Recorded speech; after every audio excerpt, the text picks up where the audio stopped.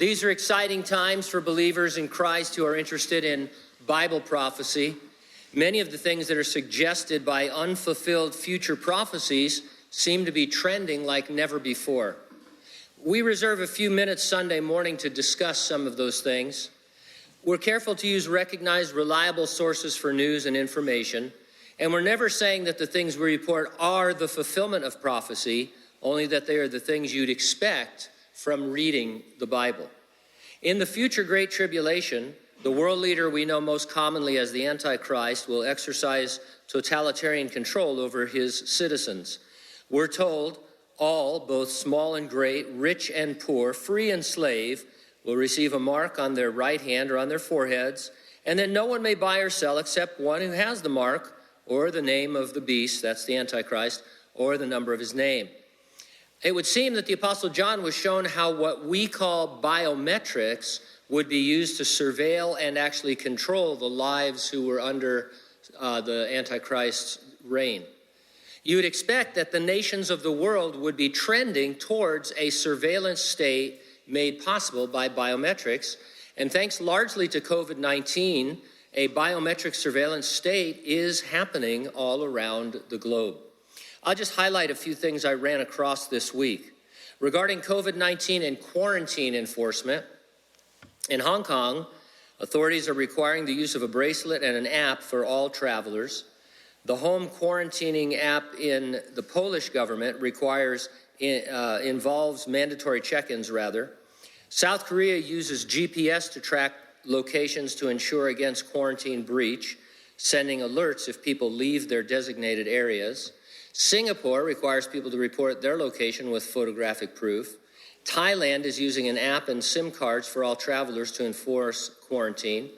Ecuador is reportedly using GPS data on mobile phones. India is stamping the hands of people arriving at airports to specify the duration of their quarantine and deploying drones to monitor social distancing. I just want to see that. Don't you? How would a drone, how would it do it in here? What if a drone came in here and did they shoot at you? I mean, there's a voice distance, measuring thing. It's just fascinating to me.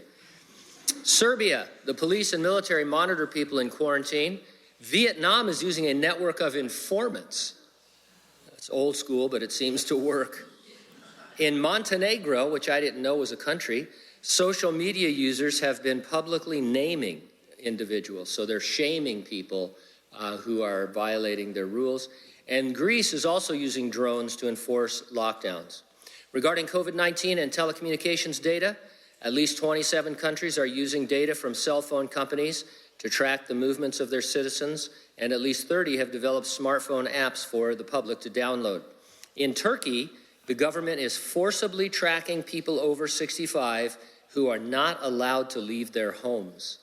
When the phone belonging to an American university student in Taiwan, who was subject to 14 days quarantine after returning from Europe, ran out of battery power, in less than an hour he had received phone calls from 4 different local administrative units, a text message notifying him he would be arrested if he had broken quarantine, and a visit from the police.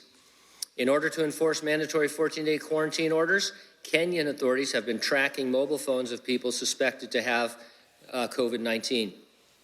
Police enforcement efforts have led to several deaths. 3 died of injuries from being beaten, and 1, a 13-year-old boy, was hit by a bullet. COVID-19 and apps. Citizens in China were required to install the Alipay health code app, fill in their personal details, and then were issued a QR code with one of the 3 colors denoting their quarantining status. The app reportedly shared location data with police. In some cases, such as Indiana University, UMass Amherst, and the University of New Hampshire, universities are requiring students to make blanket commitments to install unspecified tracking apps that the universities may specify in the future, leaving students potentially liable to, or unable rather, to protect their privacy, despite the lack of evidence that these apps actually work to protect your health. Then there's the United Nations. They have a sustainable development goal. It's 16.9 in their document. It calls for legal identity for all by 2030. They mean a digital identity of some kind. For example, an article posted in theeconomist.com was titled, COVID-19 spurs national plans to give every citizen digital identity. Another article was titled, Ready or Not, Biometric Payment Cards and Immunity Passports Are Here. The author noted that these developments have been accelerated by the current pandemic. So we have here surrender of privacy, constant surveillance, digital ID, restricted movement and travel, enforced compliance, happening on a global scale. This is just the kind of stuff that we expect from a literal futurist reading of unfulfilled Bible prophecy. It just is all coming together at once because they keep using the term accelerating. COVID-19 is accelerating this process, and it's making people, it's making it palatable for people to give up or not have privacy anymore because they think they're afraid that they might die or that they might spread the disease. And so the governments of the world are stepping in.